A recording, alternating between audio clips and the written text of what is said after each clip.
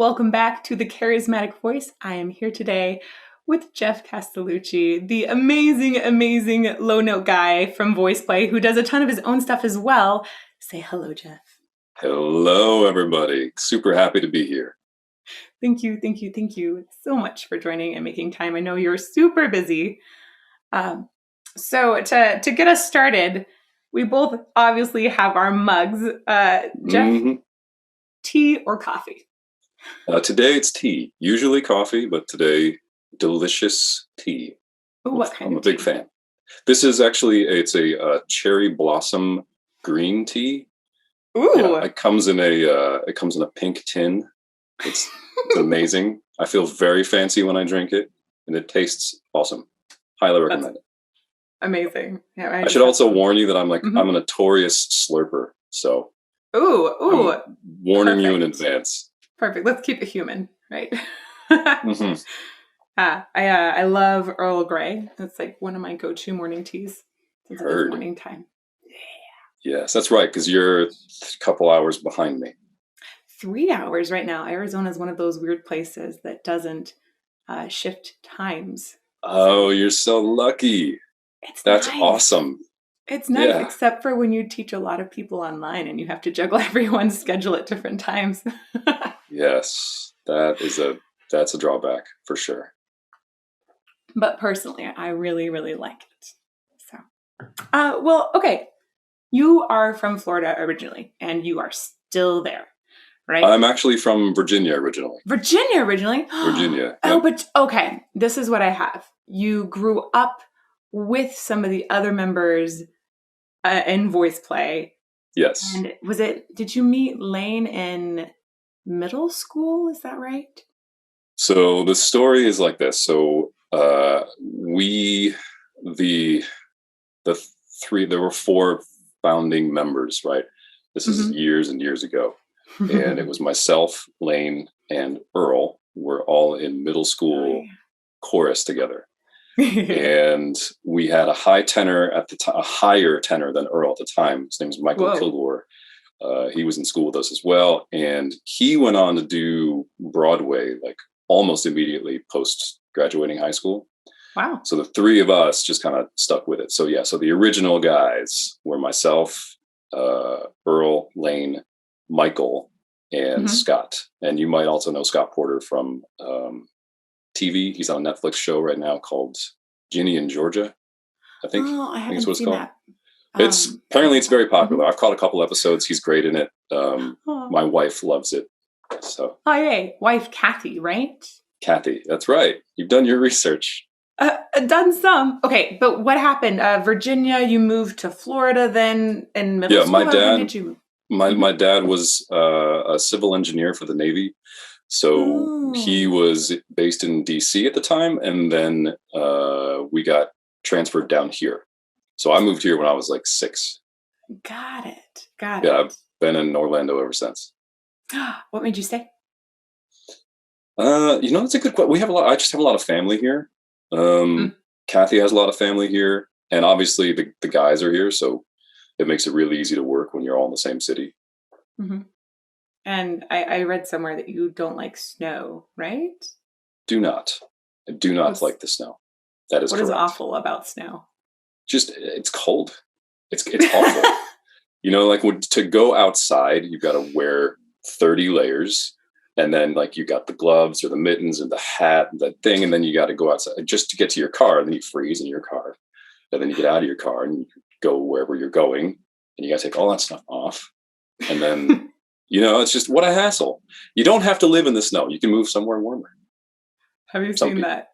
There's like an opera singer spoof video at one point about like how many scarves we put on. It's like there's this person that eventually has like 20 scarves around because they're so scared of the cold and the voice. Does that affect you at all? It does not. No. I think basses are uniquely positioned to take fewer precautions with their voices. It's a good point. I can't speak for everybody, but that's kind of for me. So I specifically want to know if you have any fun stories from growing up together with some of those founding members of VoicePlay? Oh man. I don't know how many stories I have that are appropriate. Let me see here. There were so many. Like we used to play. So we used to play basketball in Layne's driveway as kids, and his dad, Steve, is a fierce competitor. Ooh. So Layne comes by this competitive nature very naturally. And so I think, were we playing basketball? It could have been football. But Layne's dad throws elbows like crazy when he's playing basketball. And so we've taken some elbows over the course of the years. And Layne, actually, I mentioned Scott Porter earlier. We were playing tag football in his yard one day, in Layne's yard one day. And Layne tackled him. Layne is not a small dude. Layne's, he's a big fella. And he tackled Scott and broke Scott's leg. But we didn't know it was broken. He kept playing on it little by little. And then like the next day we had a rehearsal and we were just sitting there singing. And all of a sudden we hear a pop and Scott's leg finally broke. That was when it broke. So it was like a delayed reaction. Yeah. So Layne and Scott will always have that connection. Wow. Mm-hmm. That was a good story. Yeah. That was good. I have more. Is there another one that you want to share? I'm down for another story. So VoicePlay as a group always enjoys food. Always. We've always enjoyed food. We've always bonded over food. We used to do these parties, and this might be a little insensitive to the vegetarians out there, but we used to do these parties. We'd call them Meat Fest. Wrap your head around that. And we would all just bring various varieties of proteins, burgers, chicken, and we would just eat for hours. And it was disgusting. We don't do that anymore. None of us can handle it. We're all too old. But yeah, that was like one of the other things we used to do as kids. I say kids. As kids. Much younger than we were now. Oh man, it's like when people carb load before the big marathon. You guys would meat load, you'd protein load. That's right. Yeah, I don't know that it helped our voices at all, but it was fun. Sometimes I refer to if I like gain a little bit of weight, I'll be like, I'm working on my vocal support because like my diaphragm doesn't have to work as hard now. Like it's just, like my ribs naturally stay a little bit more expanded. There you go. Yeah. I was actually told once upon a time that if I gained like another 10 or 20 pounds, that I would be more suited for certain operatic roles. I was like, nah, that doesn't sound like something I really want to go for. That's interesting. Was that based on somebody's understanding of how the voice changes if you gain weight, like the way things resonate? Or was that just like, we want to put you on stage and you would look better if you were like being typecast? Yeah, so it was not a stage thing as much, honestly, with how big some of those costumes are and how far away people are. I think that a really thin person on stage might be a little more difficult to costume, but I don't think it really matters that much. Mm-hmm. In the end, the reason for that was more of the support idea. Saying essentially, like, if you're singing something that's really loud and sustained, like I was looking at much more dramatic repertoire at that point and saying, well, if you sing Tosca, like, how can we help you have an even sort of more grounded sense of support? And having a little more weight can be helpful, but you don't have to have it. You can learn to sing without that just as well. It just can take a little more work sometimes. That's interesting. I didn't know that. Yeah, it's kind of fun, huh? Let's see. Oh, I wanted to know, I don't know how I don't know this actually, but when was the moment that VoicePlay decided, like, let's go for it. Let's really become, I guess you don't say I'm going to become a big thing, but when did you guys start taking it seriously and say, like, we're going to release movies with high production quality and do this regularly?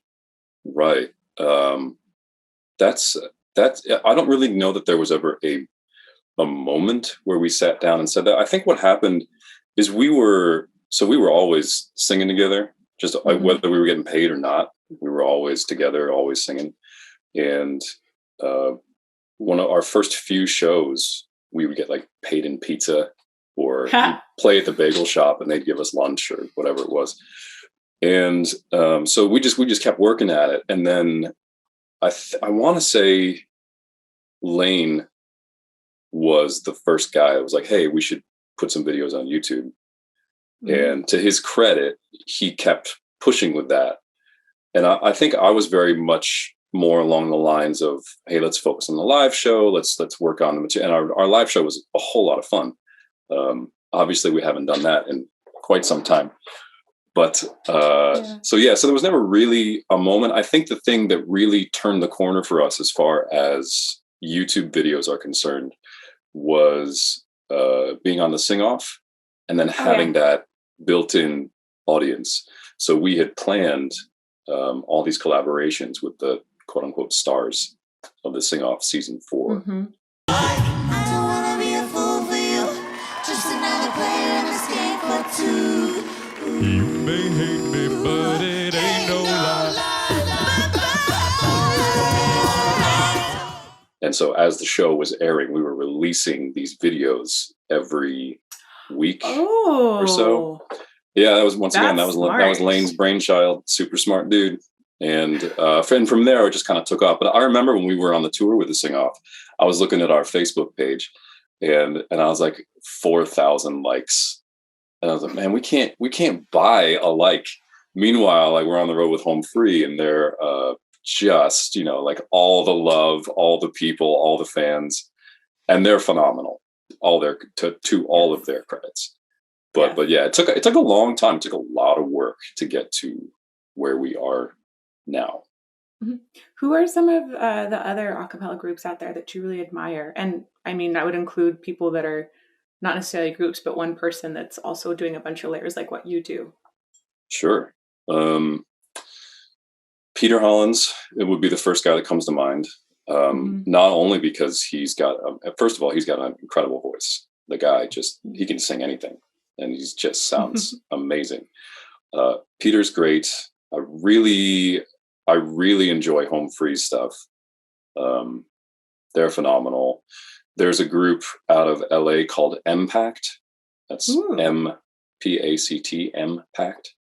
Okay. And they're just incredible vocal jazz group. They're really great. They kind of have a smaller following, but doesn't diminish their quality. They're just incredible. Are they a mixed group? So both male. They are not a mixed group. They are 6 guys, vocal jazz, but they kind of sound like a mixed group. Their high tenors are just insane. Yes. Who else? That's 3.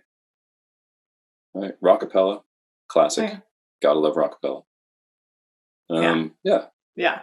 Take 6. How can I forget Take 6? My God. I'm excited to check out Impact. Haven't they're super good. Before. Yeah, I'll end up doing that for sure. Okay, I'm gonna do. So I recently got to see My Mother Told Me, and that video actually is going to premiere right before this interview. And oh, good. Right. So I was kind of curious about the process of VoicePlay, and I've heard a little bit about this from Layne, but I'm kind of curious, like when you were concepting that idea, were you just like, what's your best low note and how many times can you sing it? Was that part of the conversation? No. And it never is. I think because we'll sit down at the top of the month and we'll say, okay, what are we going to do? What are we going to do this month? And that was a song that I had seen come across our comments several times. Like, you guys should do My Mother Told Me. I was like, what on earth is this song?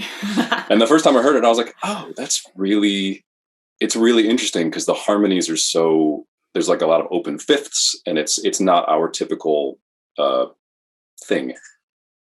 And so I threw it to Layne. I said, hey, do you want to take a crack at this? And he was like, yeah, I like this song. Let me see. So he comes back with this chart, and right away it's like, oh, this sounds okay. But then about 15 seconds in, you get that low, I think it's like an F or an F sharp or something.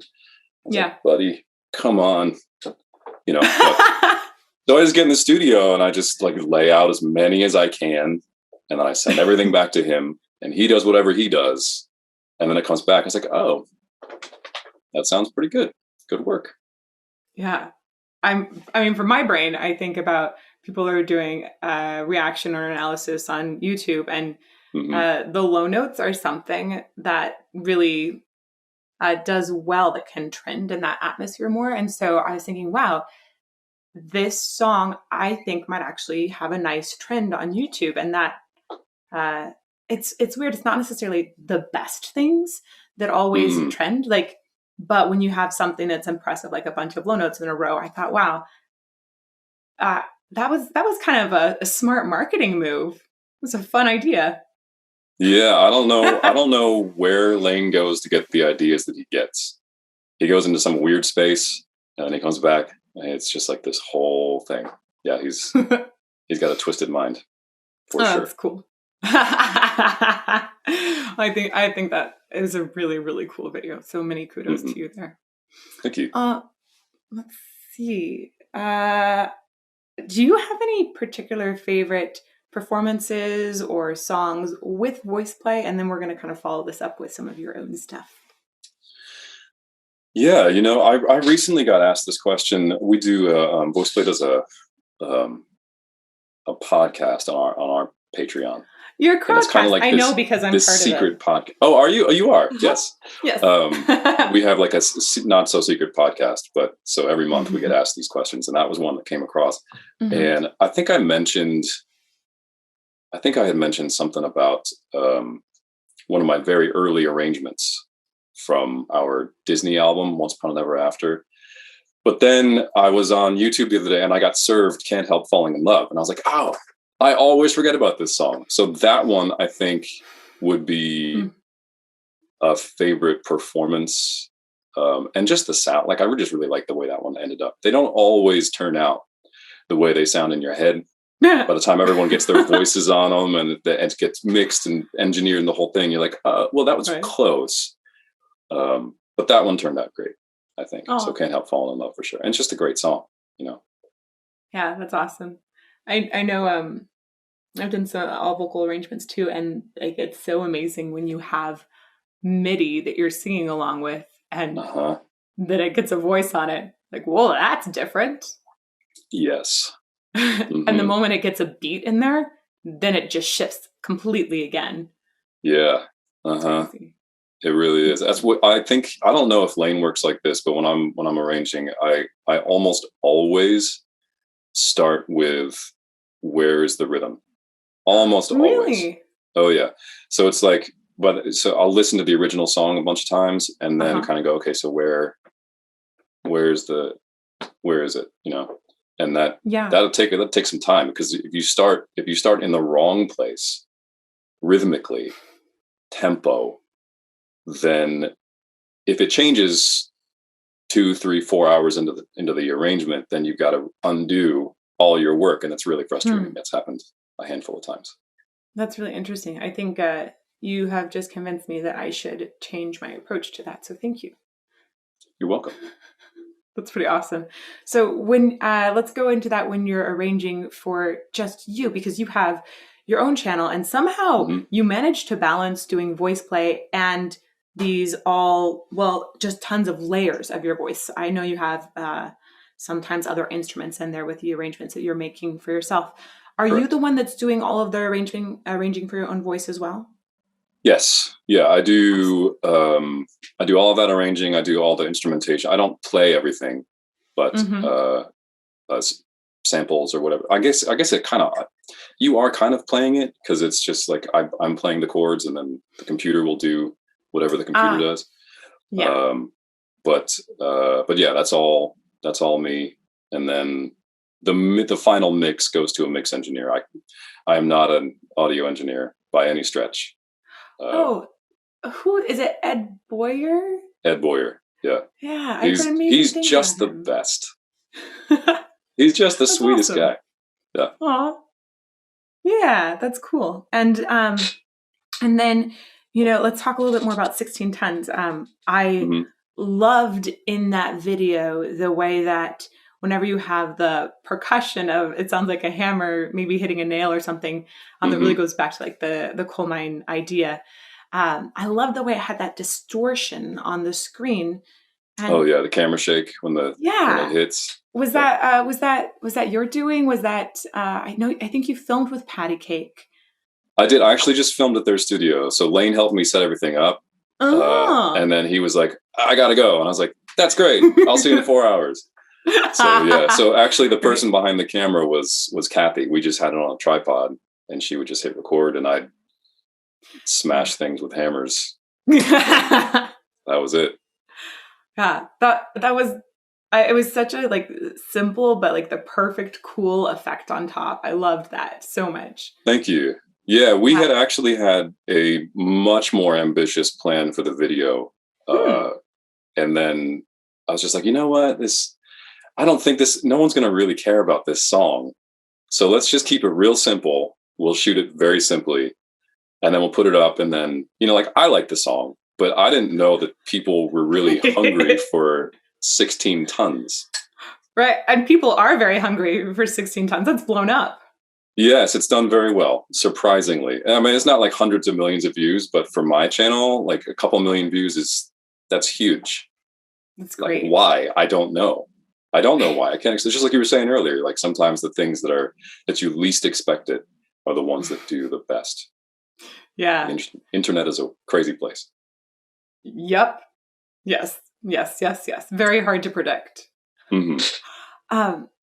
And, when we exchanged a message at one point, I had mistakenly referred to something in 16 tons as a subharmonic. And you said, actually, no, that wasn't a subharmonic. So can you tell me a little bit about like what parts of your voice you used to record that? Sure. Well, that one is, I think that one's all full voice. I think so. Full voice or chest voice. I'm not the most technically minded singer. So School of Hard Knocks all the way. So that one, there's no trickery in there. There's no like fry or growls or subharmonics. That's just all me. And very awesome. Thank you. Yeah. There is there's kind of like it's a thing I put on myself. Like I don't want to always do all the tricks all the time. That's so there are moments in that song where I could have taken it lower or higher, and I was like, let's just keep it kind of true to the original, because the original is wonderful too. Right. Oh, and that actually brings me to a question about role models. Are there any particular role models vocally that you like to listen to or are inspired by? I don't actually listen to a ton of bass singers. But if you're talking about bass singers specifically, I would say the guys that are like my heroes would be Barry Carl from Rockapella, Thurl Ravenscroft, who was like the Disney bass guy for years and years and years. Who else would be somebody else? Like the bass singer from Manhattan Transfer, Trist Curlis. He's a newer addition, but he does bass scatting, which is like it's incredible. It's just he's got an amazing mind for music, and he just knows exactly where he's going, and it sounds like it's awesome. So if you ever get to see Manhattan Transfer live, go see him. And then but as far as like music in general, like I don't really listen to a ton of acapella. I listen to a lot of John Mayer, because who doesn't love some John Mayer?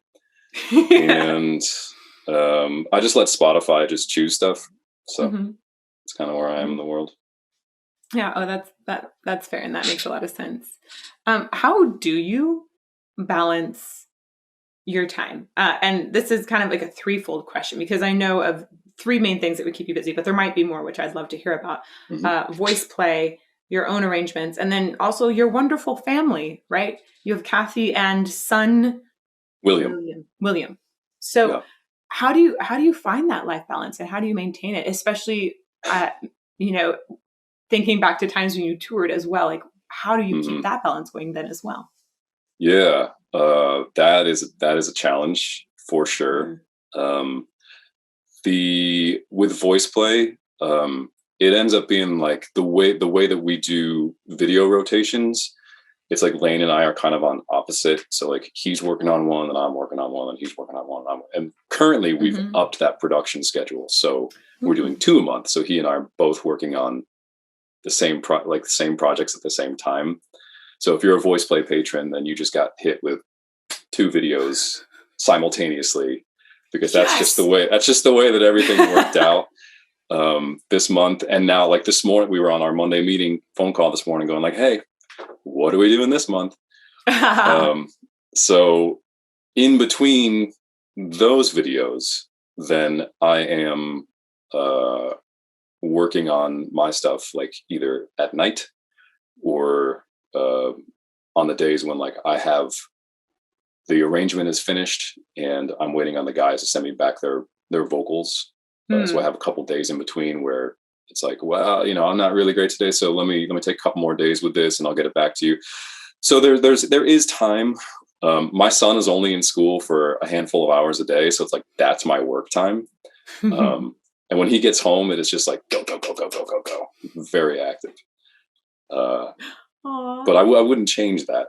Like he's awesome. We were at a pool party this weekend, and socially distanced. I should mention we're all vaccinated over here. And he was in the pool like for probably 4 hours, and there was a moment towards the end where he's like, "Daddy, go over there, and I'm going to swim to you." And I didn't realize how shallow the pool was, so I jumped in and started kicking my legs to tread water, and I smashed my both feet on the bottom of this pool, and I think I broke my big toe. No. So he keeps me literally and figuratively on my toes all the time, even when they're broken. Yeah. Aw. So I love the joy that you have when you're talking about your son. It's so cute. Oh yeah, he's a handful. That one. He's great. I wouldn't change him, but he's a challenge and a half. Let's see. I have a lot more questions. I'm gonna go down. Oh yeah, we've gotten through it. Okay. Oh, we're gonna go into voice technique like crazy in a little bit. Before we do that, I wanted to ask you about collaborators, and just this one question in particular, because I feel like everybody needs to hear this from all kinds of different artists. What makes a good collaborator? Man. Okay, so for us, for VoicePlay, somebody who knows their lane, like who knows their space, right? Who's not trying to be something that they aren't, and somebody who's extremely comfortable on camera. I think that is one of the harder things to find.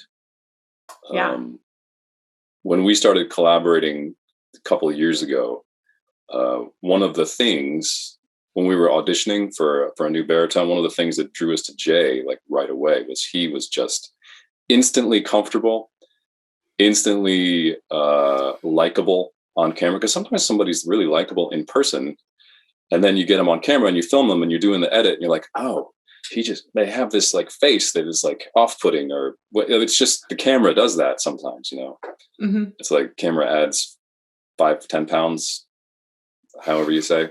Right. So sometimes it's just like there's an intangible, but yeah, like know your stuff, be great, be comfortable, have fun. Those 3 things. Oh. That was good. That was a really awesome breakdown and explanation. Thank you. Oh, you're welcome. That surprised myself. I didn't think it was going to be good, so that's good.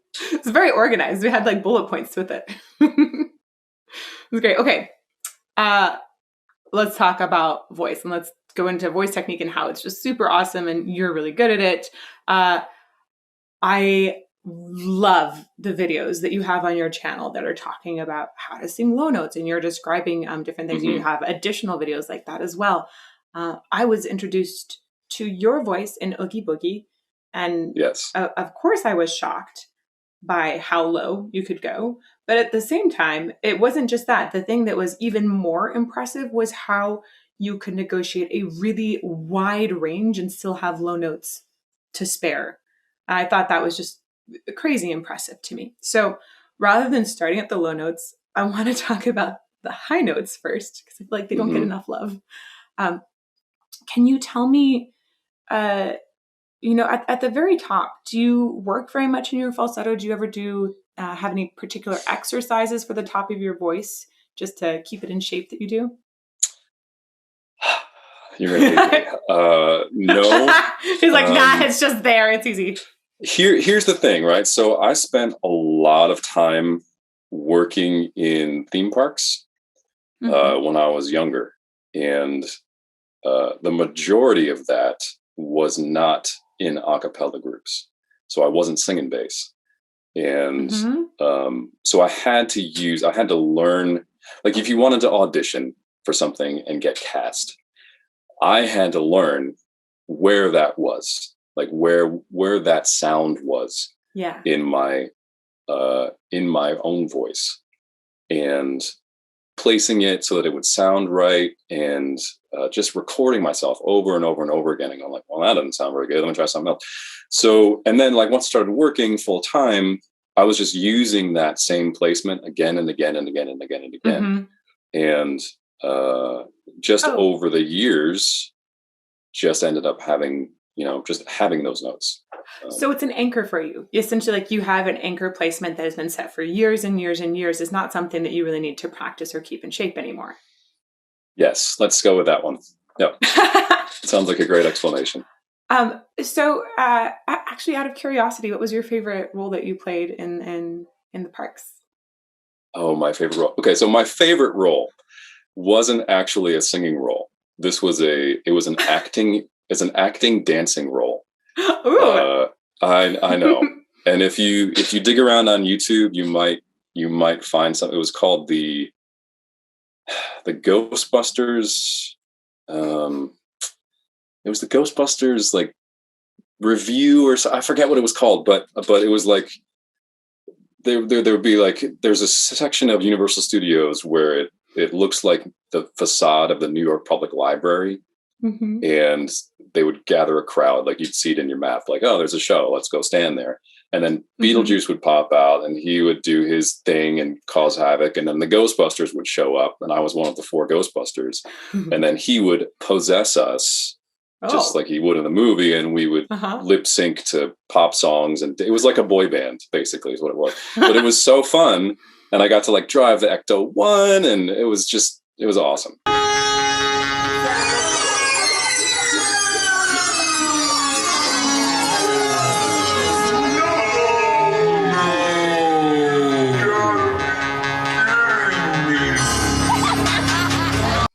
Being a Ghostbuster, that's like a lifelong dream. I totally got to live it. I was very excited about that role. Completed. That's right. High five. That's amazing. We're actually gonna check out Disney World for the first time soon. Yeah. This isn't on my script, but since you mentioned it, a lot of the shows might not be up and running, but if they were running, which one's your favorite? Okay, so I would always recommend, especially for you, if you haven't seen the Voices of Liberty live, go check them out. And I don't know that they're playing in the Rotunda where they normally sing off mic. They sing acoustic in this space, and it's just like the best thing ever. That's awesome. Oh yeah. But I think they might be singing in the American Gardens Theater right now, it's a big open space, probably safer with socially distancing. And they're singing on mic, and they still sound great on mic, but off mic, it's like, whoa, I didn't know this was possible. A lot of the singers from Voctive are in the Voices of Liberty. So that's kind of like it's the same kind of vibe. Oh my goodness, I didn't know that. That's so cool. So if you can check out one thing, that's at Epcot, go look at that. And then the second thing would be right in front of that. There is a Sam Adams beer tent, and you should check that out too. The beer tent? Is the beer really good? Or is there it's a good... delicious. Yes. Got it. Noted. Amazing. Amazing. Perfect. Okay. I feel like we have a dream vacation already scheduled. Yeah, totally. Absolutely. That's it. That's all you need. Voice of Liberty, beer. Happy days. Boom. That's awesome. Okay. Let's, a little more about the techniques here. Okay. So you'd mentioned essentially that you've figured out when you were younger, some of that higher placement. When you're going from low to high, my ears pick up that one of the things that I love that you do is that you don't take up the meatiness of the voice. Because a lot of times if you take up too much meat, when you go higher, it gets out of that placement. Do you consciously think about any sort of vocal transition as you're going higher, or is it something that just happens now? Oh, I'm not 100% sure. Once again, I'm not 100% sure that I understand what you're asking, but I am definitely conscious of, I think mostly what I'm trying to do is I'm trying to stay relaxed.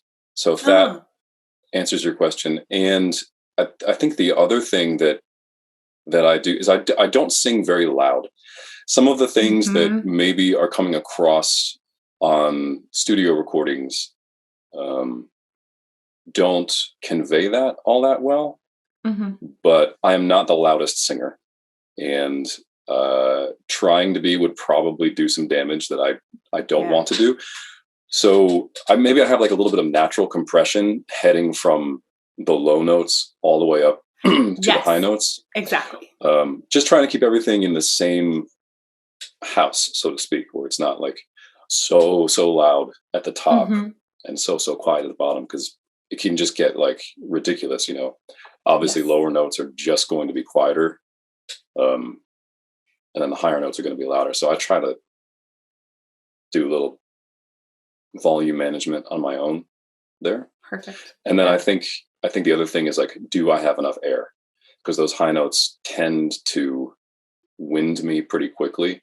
So I'm trying to like push a lot of air through it so that I'm not choking and cracking. Got it. Yeah. I definitely think that like staying relaxed usually means that you're not going to get the buildup of breath pressure underneath.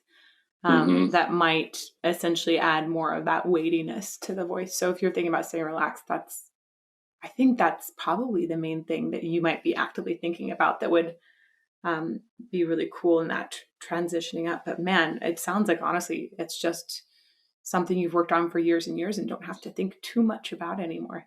Well, I'm glad it sounds that way. The other thing that we should probably just touch on is like the studio recording. I mean, obviously, like I can do as many takes as I need, right? Yeah. So not every take is going to be the take, and it's not uncommon for me to have like 70, 80 shots at one vocal line. If it's like one of those big money, and I'll just sit here and I'll just like, this is the studio, right? So I'm just like, I'm in here and it's hot and I'm singing and I'm angry and I'm just like, sweat. It's the worst because I'm in here just doing it on my own. And I'm like, that one's not good. That one's not good. That one's not good. Throw it all out. Start over again. So yeah, that definitely happens. There's a great video on YouTube. There's like this like 9 or 10-year-old girl. She's trying to sing some Whitney Houston song, and she's going for the so it's "I Will Always Love You." It's like I will, and she just keeps cracking and cracking and cracking, and then she screams, and then she cracks again, and then she screams some more. That's exactly how I feel all the time. Are you recording in Logic or Pro Tools or? I do. I work in Logic. I used to use Pro Tools, but it was like the buggiest program, and I would have to argue with it just to get anything recorded. It'd be like a half an hour of troubleshooting, and then it would work. But Logic is like instantly I'm in, I'm working. It's not my favorite program. There are some quirks about it that I don't like, but for the most part, it's like the one that gets the job done the fastest. I was thinking about those 70 takes, and I was thinking about the comping facility of Logic, and I was like, I bet she loves comping. Yes. Yeah, for sure. Yeah. Logic nerds know what we're talking about. That's fun. What about, those super low notes now, right? Those are the ones that make faces that happen to me that I don't know where they came from, right? Mm-hmm. And I think that our fans kind of specifically look for like bass low note faces now.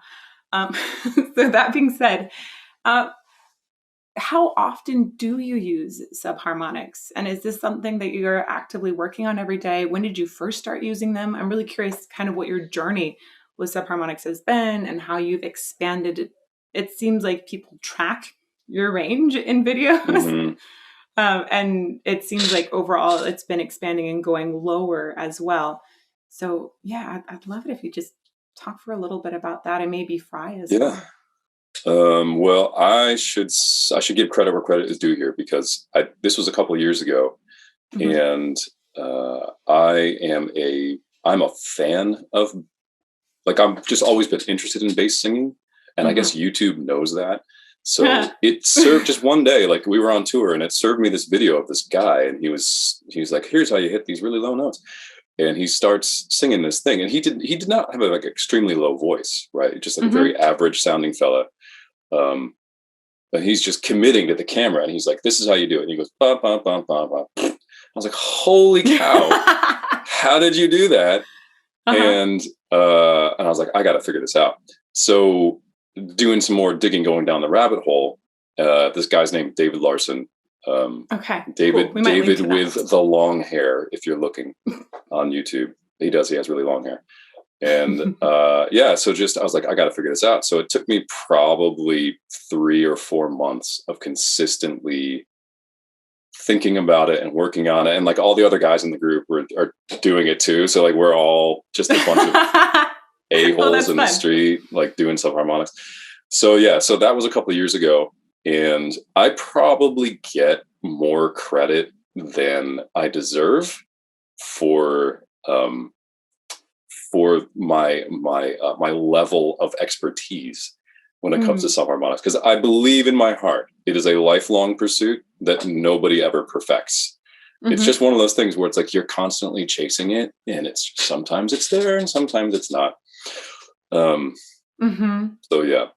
So there are live situations where I don't typically, and I didn't used to typically put anything that involved a really important subharmonic early in the set. It would always be at the end, because I need to be like super warmed up to have anything come out properly or with any kind of confidence.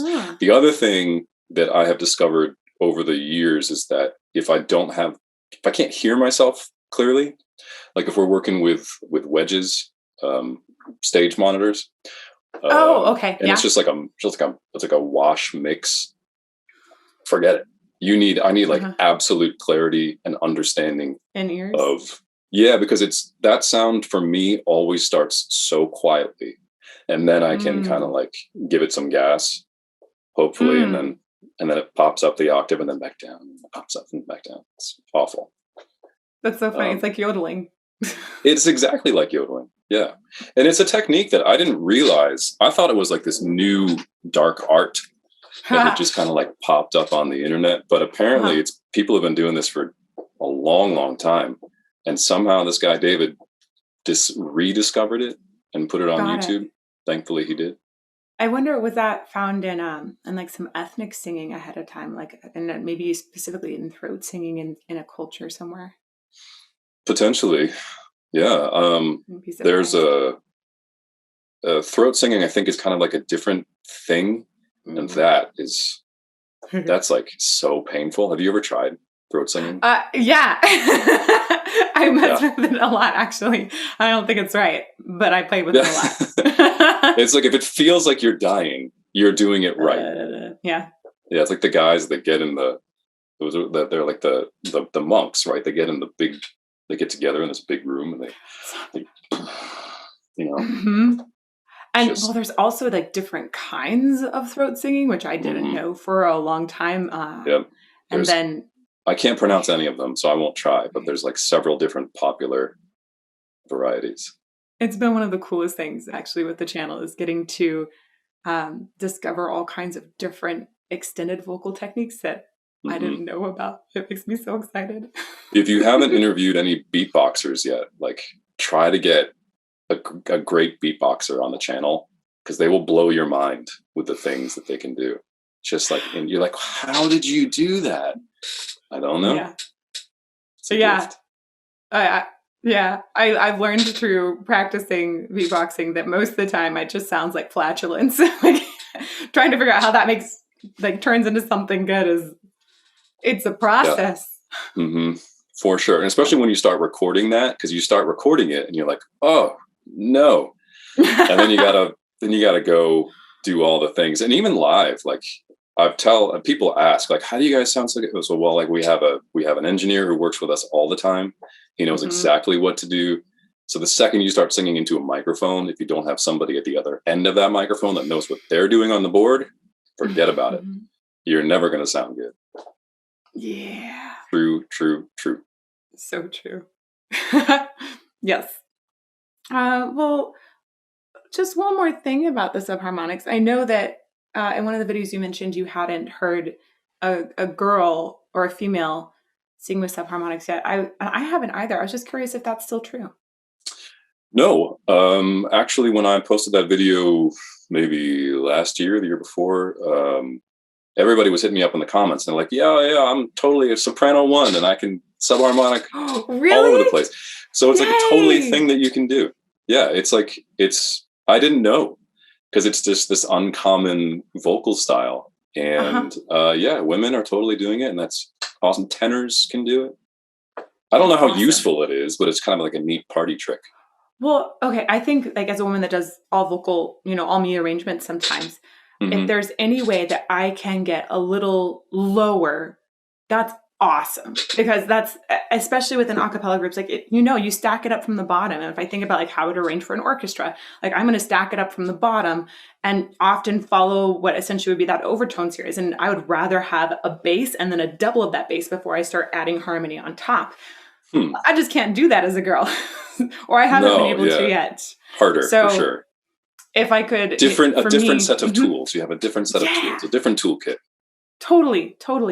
That actually brings me to another question I had for you, which was, when you're recording your low notes in full voice, do you have any tips? Like, is it first thing in the morning? Do you wake up at 5 a.m. to get those low notes?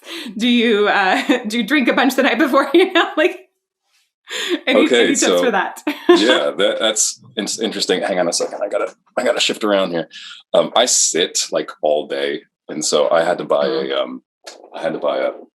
seat cushion because my booty was getting sore, and it's moving. It's sliding out from under me, so I had to move it around. Just saying, you should check these guys out. What is it? Secret Lab chairs. Secret Lab chair. I'll check them out. Disclaimer, they are an affiliate with us, but the reason they are is because once I got this chair, I stopped having back pain from sitting all day. Oh, word. Is it creaky? Because mine's like mad creaky. Nope. Oh, nice. Got a pillow and a nice reclining and all the good stuff. All right, I will. As soon as we're done here, I'm going to check them out. Well, you were asking me something, and I totally sidetracked. Low notes, recording low notes. Any tips for that? Right. Okay, so recording low notes. Do I do it in the morning? Okay, so the worst time for me to do any singing, believe it or not, is like right now. So the middle of the day is the worst. Morning is obviously better for so many reasons, but also evening. And I don't know why, but I've just noticed.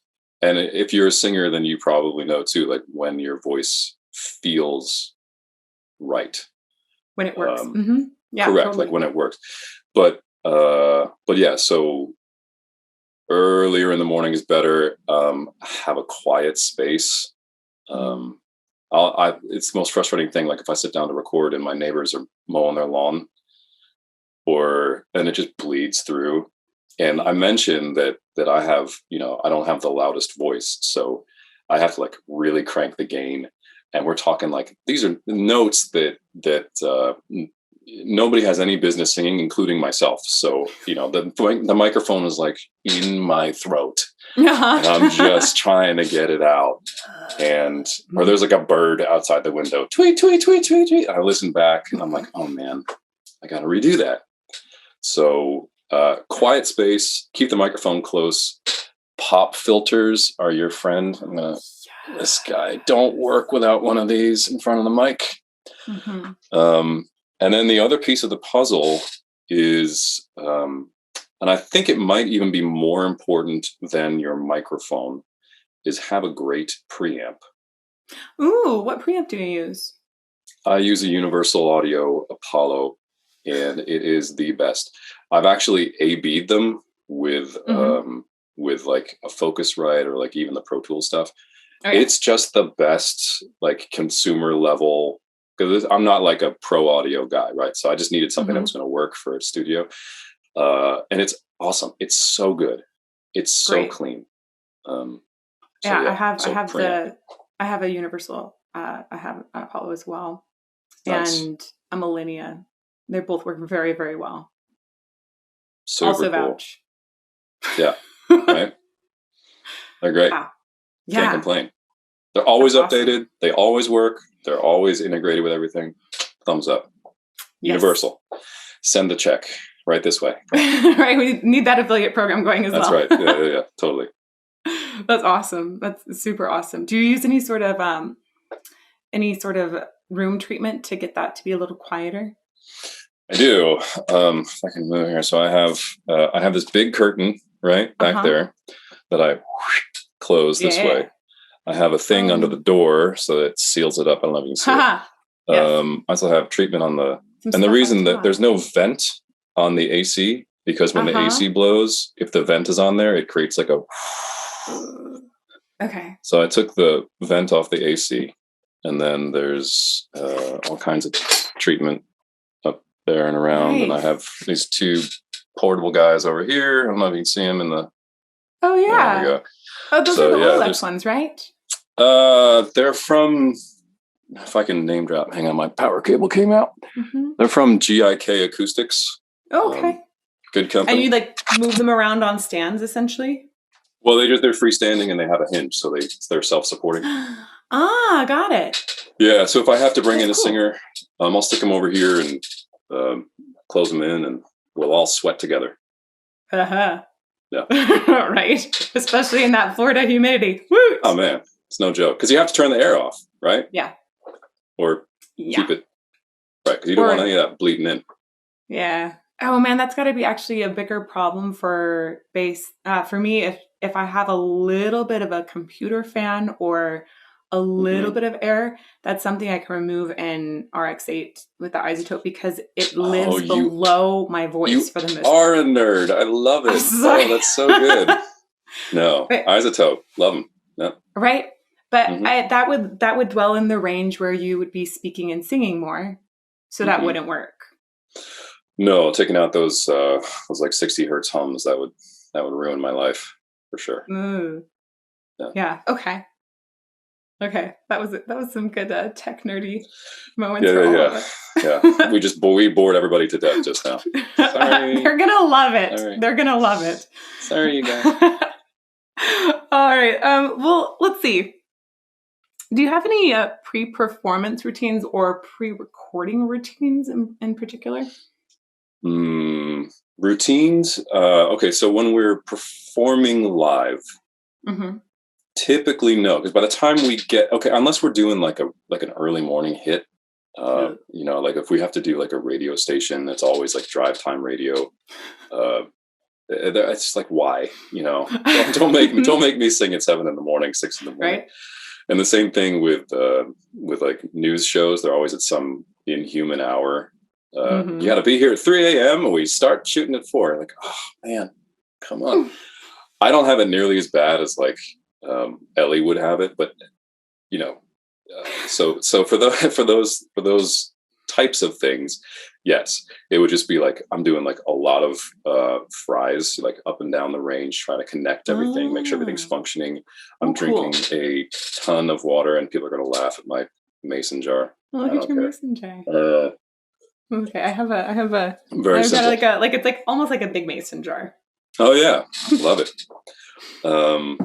And then if I know the material we're going to be singing ahead of time, because sometimes we get to where we're going and it's like, well, it's not going to work, so we got to do something else.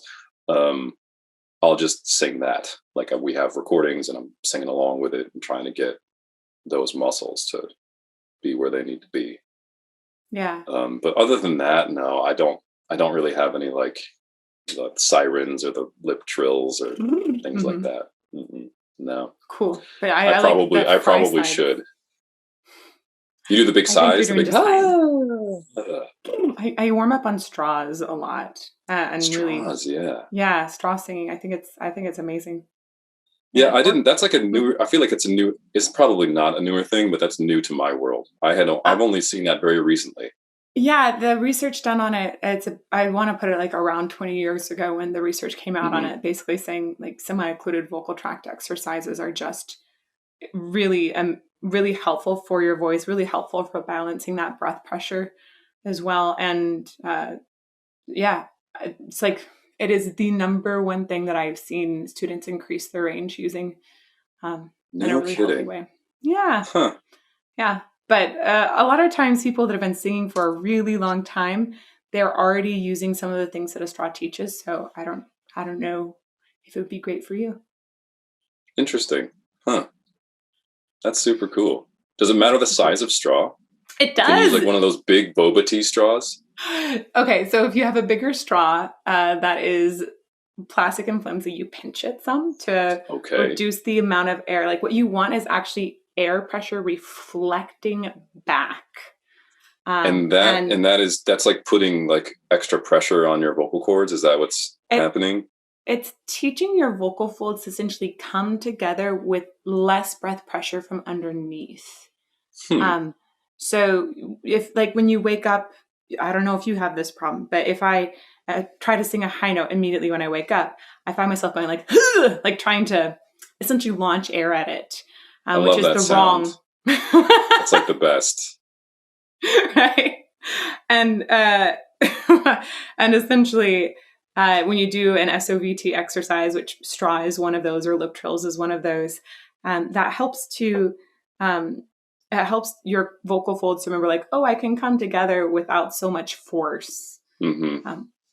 So yeah, that's really good. There's other things too, but straw that has less room for air to come through. So either pinching one, or you can kind of like close off the end of one, or you can use one that's a small diameter. And there are singing straws specifically made for people that can adjust that too, which is really, really interesting. But the research on it is solid.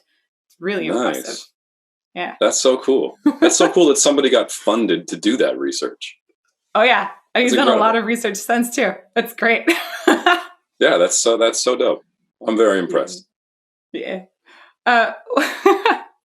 Okay. A couple more questions for you, and then we have just a few patron questions. They want to ask you some things. So oh boy. I know. those patrons, they're always like the ones that they have like all the little nitty-gritty like, oh man, those questions, the ones that make you groan. Yeah, like this one. Tell me about the video. The video. Video. I'm probably doing it right now. I have not. Okay, that did come across my feed, and I was like, nope. I don't know. I know of it, but I haven't watched it. Jay told me about it, or maybe he put it in our Slack channel. And he's like, you guys have to watch this. And I was like, people just, once again, the internet is a weird place. Well,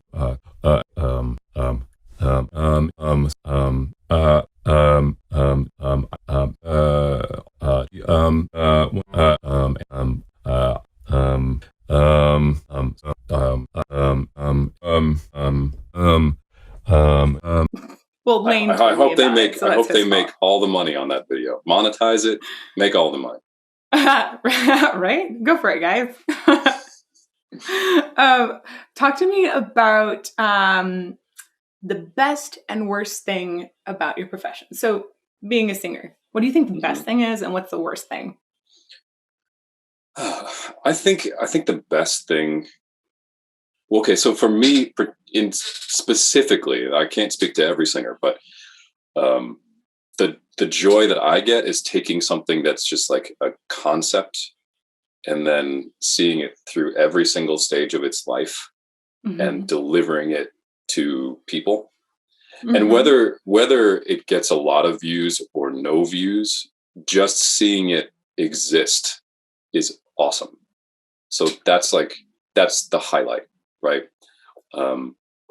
And then obviously if somebody appreciates the work that you've done and they like the things that you're creating, and we're not doing original music all that often, so you're also have to take into account what people feel about the original song.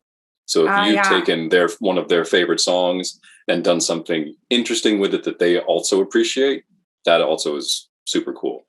The worst part, I think, is that it is a job that you never get to turn off. It's not like I can punch out at 5. It's like nonstop. It is 24 hours a day, 7 days a week. We are working, we're thinking, we're collaborating. So it's exhausting, but you're your own boss. I don't have to answer to anybody. We get to make our own decisions. There's no record label calling the shots. Yeah, that's awesome. Like we have our fans online. We have our Patreon community, and it's great. It's like a level of freedom that is truly exciting. And yeah, I could not have predicted this as a career for myself. Ever. Right? I mean, how could you? 20 years ago. Yeah. We didn't know what YouTube was. No, you're going to be singing bass on the internet. Like, what? Right. What's the internet? Exactly. Exactly. That's fun. I'm curious if there's any particular favorite venues you've ever sung in. Absolutely. The Ryman always comes to mind. Nashville. That was awesome. I think we wouldn't have gotten to play there unless we were with the Sing Off tour. I know that our buddies Home Free play there pretty consistently, but it's just like the history of the space and people in the audience like feel that energy. There's been some cool stuff that's gone on in this room, and they deliver that to you on stage. Oh. So it's like this great thing, and we got standing ovation, and it just was like one of those moments that it's like etched in my mind as a true highlight. Cool. We also got to play Lincoln Center. That was super cool. So that is those cool. would be one and two. 1 and 2. Oh, that's neat. For sure. It's super neat. Do you want to talk about current projects now or after Patreon questions? What do you feel like? I'll leave it up to you. Okay. Let's talk about that. I want to have like a big moment at the end where we talk about current projects, how to get your stuff and like things. But let's wait for some curveballs first. Oh, good.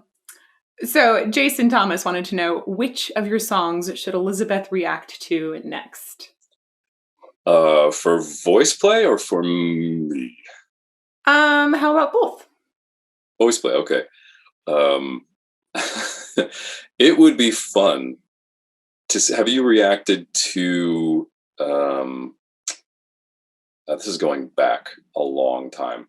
Have you reacted to the Home Free VoicePlay battle where we're hillbillies and zombies? You should. It's fun. And that sounds cool. Yeah. It might be more appropriate for like a Halloween type revisit. But it is cool. And you don't only get like the singers in VoicePlay, you also get the singers in Home Free. And awesome. The female vocalist that we had with us on the Sing Off show and tour, Honey La Rochelle, she's in there as well, and she's great. So yeah, that's just a really fun one.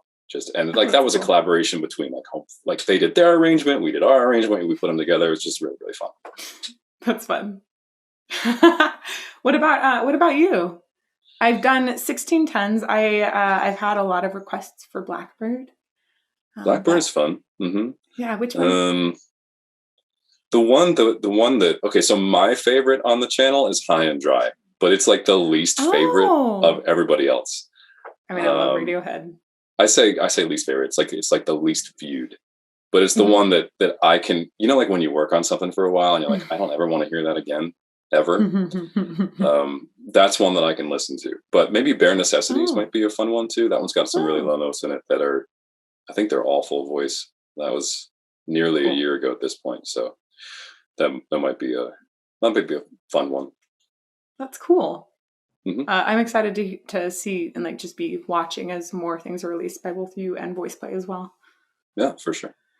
We kind of talked about this. Which of VoicePlay's songs are your favorite and why? Discuss that a little bit, but Luke Thurman asked this question as well. Do you want to add anything to that? Sure. My favorite VoicePlay, and there are so many, right? There's just a ton. But there are ones that come across my timeline and I'm like, oh, I forgot about that. One of those is, and it's just completely ridiculous. It's an original that we wrote through, we had a collaboration with Maker Studios when they were still a thing. And we had to do 3 1-minute musical pieces. And it's this absurd song about Miley Cyrus, but it's pretty funny. Like, it still holds up. It's pretty funny. Listen up, fellas. I got a story to tell. About what, Merle? Well, it's a real life story about an angel sent to inspire ignorant wretches such as yourself. Well, that sounds right transcendent, Merle. It is. Now shut your yap. And here tell, Miley Cyrus, angel, without pants.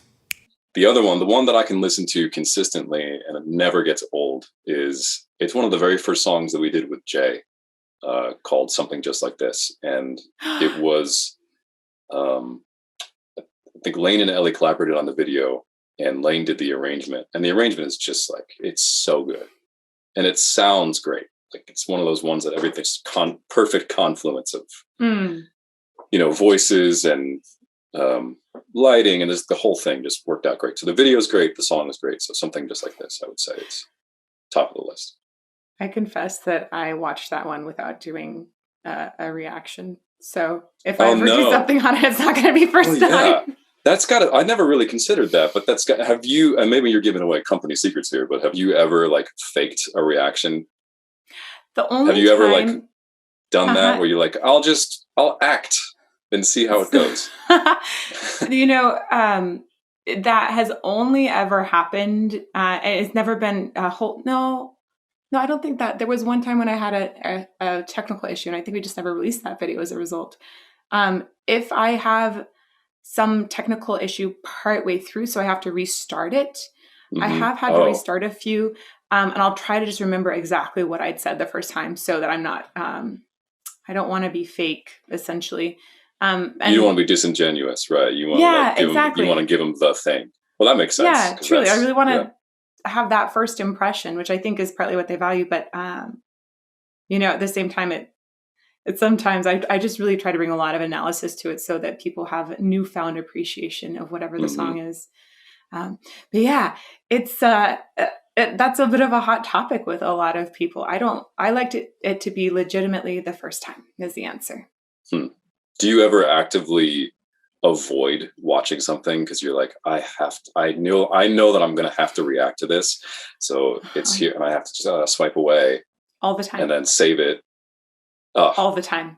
Yeah, it's actually become a battle. I was going to say, like, that's got to be so hard. That's got to be such a challenge. There's so much great stuff out there. Yep. And you never really know what someone's going to, because I'm sure you take a lot of requests and like what someone's going to say. You need to do this one. And you're like, I already watched it last week. Yeah, totally. We're trying to find like doing like an artist profile or something for Freddie Mercury because I can't react to Freddie Mercury the first time. It's just right. How could you? That's not true. But something that helps actually is that I was, I think, a little bit detached from some pop culture growing up. So, because I grew up on an orchard and was very into classical music and opera as well. And some a cappella, a little bit of country and church music. So the channel has a lot of metal and rock, which are not things that I heard growing up. So that's luckily, can be totally first time. What kind of an orchard was it? Can I ask? Oh, yeah. apples. We had lots of apples until I was like 3 or 4, and then we had to shift a bunch of them to cherries.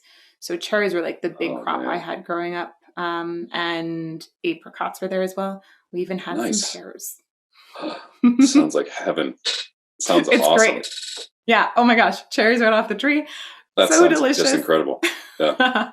Oh man. Yes. We have oranges here. They're kind of good. Oranges are great. Oranges are good. They're good.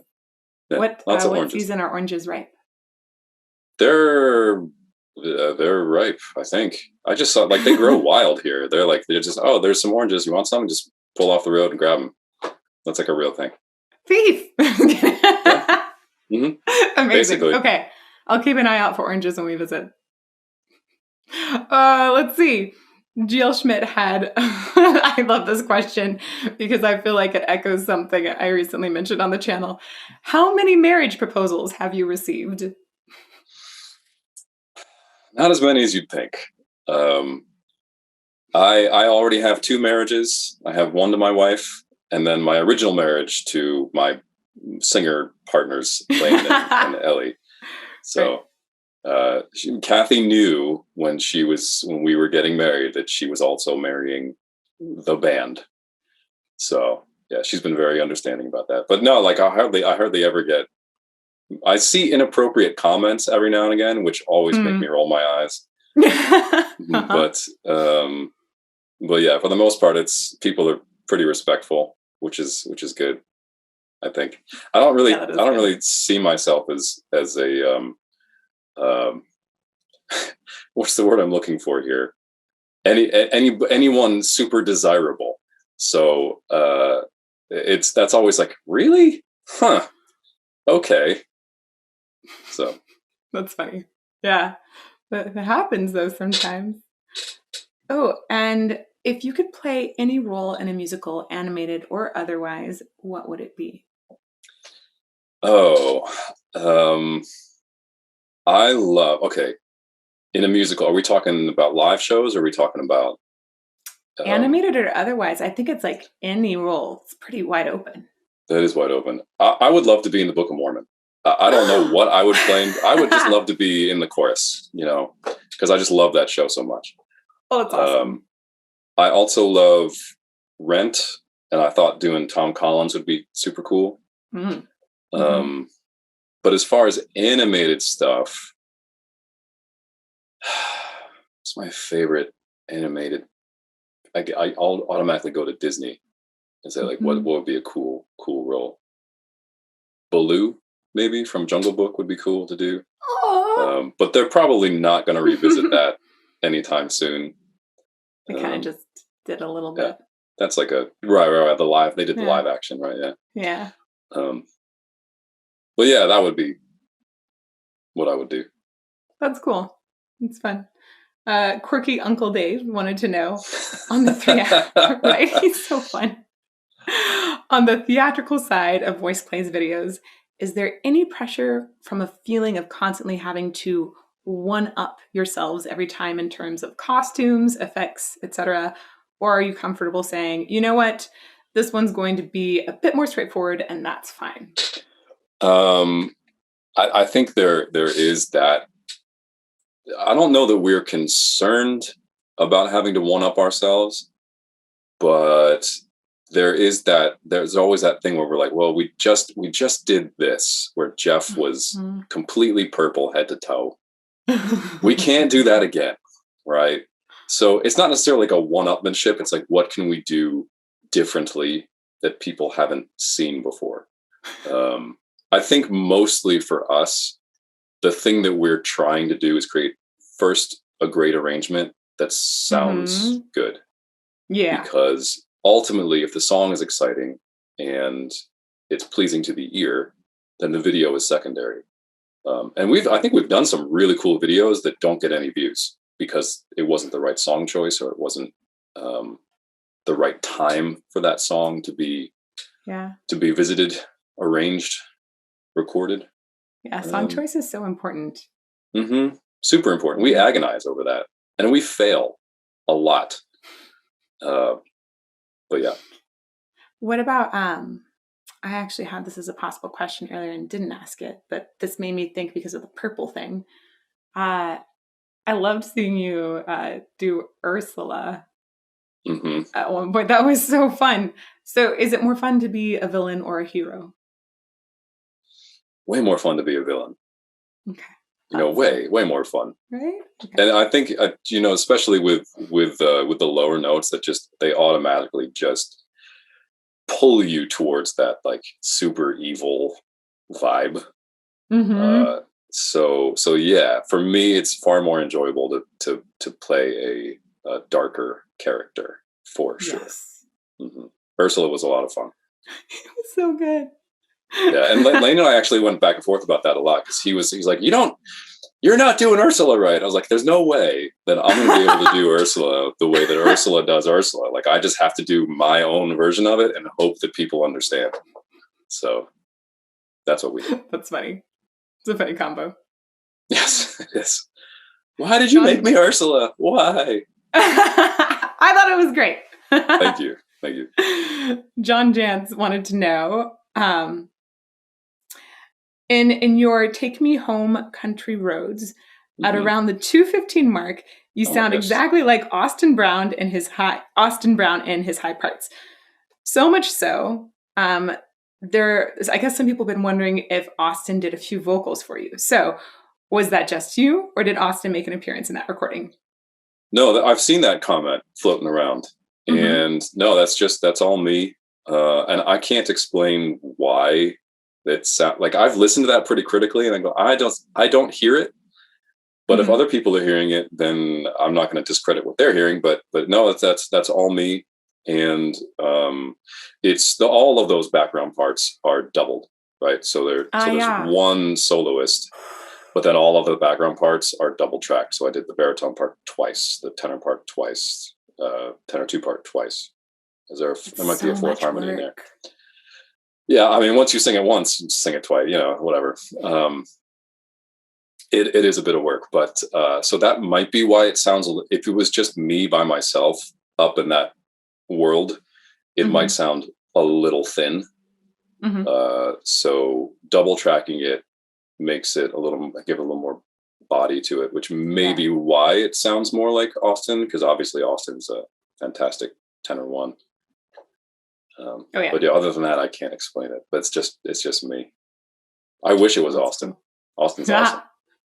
Right.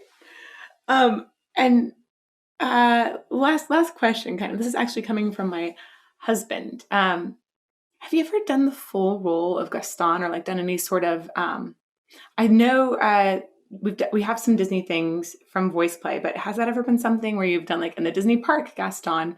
Because something about like saying, like thinking you in that role, I don't know, it works. That's funny. No, I had been asked to audition for Gaston like many years ago, but the guys that classically play Gaston are much bigger because they have to be, because they're doing it live on stage, and they're just, so I'm about 6 feet tall. Those guys are usually, like a buddy of mine used to do Gaston, and he's 6'6". And so yeah, you've got to be larger than life to be Gaston, because they put you in this like muscle suit and the whole thing. And so, no, I've never done it, but it would be fun. It'd be fun to do that. Yeah, for sure. It'd be fun to hear you on that. Well, I think that wraps up our Patreon questions. I'd love to know about any current projects you want to talk about. I also want to know how people can find your music, how people can support you, where they can buy your stuff, essentially. I'm in your Patreon as well. And so just like shout out to everybody that's watching this. Both Geoff's Patreon and VoicePlay's Patreons are very active and very, very good. Thank you. Yeah. If you're talking to us on Patreon, you are talking to us. So if you're a member of Patreon, you're definitely talking to the members of the band or me directly. So you can find if you just Google search VoicePlay, you will find all of our stuff. We're on YouTube, Instagram, Apple Music, Spotify, you name it, we're there. We're either under VoicePlay or the VoicePlay. And we're starting a very fledgling TikTok. We don't know what we're doing on TikTok yet. So So bear with us, but if you search for VoicePlay on TikTok, we should come up. And for my stuff, yeah, same thing. So Geoff Castellucci, it's Geoff. It looks like Geoff Castellucci. Search on YouTube or wherever. Yeah, that's right. That's me. So yeah, so I've got a couple of videos out there. My channel's relatively new, but there's more stuff coming out. I can kind of give you a little peek into what's going on with VoicePlay right now. So we're working on a new pop song that is going to be featuring a female vocalist coming up this month. And Layne, once again, I don't know where he gets his ideas, wants to do 3 additional videos this month. So, and I don't know when this is airing, but we're talking about, it's May right now. So he's going to do three little shorts, and they're going to be about a minute a piece. And I don't know whether they're going to be on YouTube or Instagram or wherever they're going to live, but they will definitely live in Patreon. And they're going to be like a departure from what we've been doing. They're going to be more short format and a little like little more tests. A little more. Let's use the word ridiculous. So yeah. So that's that. And then for my channel, I don't know. I've got a couple. I think I've got 3 songs in the works right now, and I don't know which one I'm going to end up with. So I don't want to give anything away, but it will be low. Okay. It will be low. Oh, hang on. I got a call coming in here. Hang on a second. Decline. Do you get? I get like. Oh no.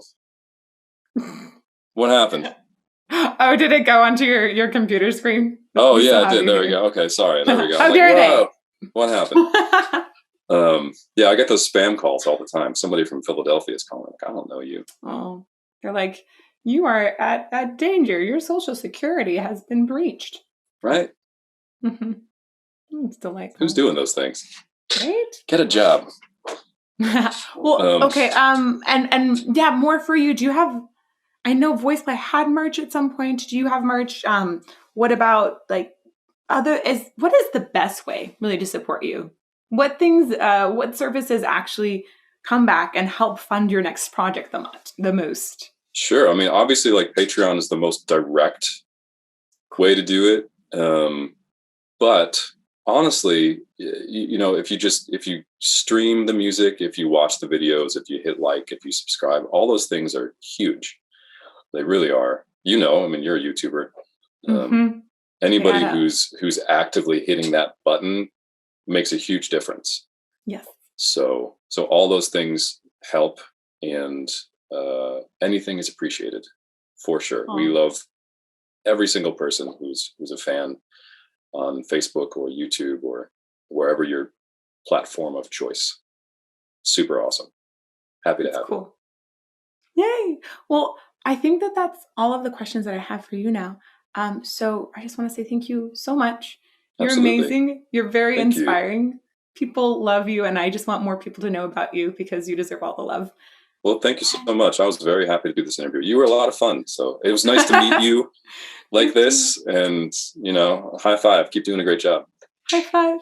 Yeah. And we're gonna miss because the timing is going to be weird, but there you go. Yeah. But thank you to everybody for watching this. And I hope that you will have joined us ahead of time to see that reaction and analysis of VoicePlay and Geoff. And we'll definitely be featuring them more in the future. They're just super, super amazing. So thank you, Geoff. And bye, everybody. See you.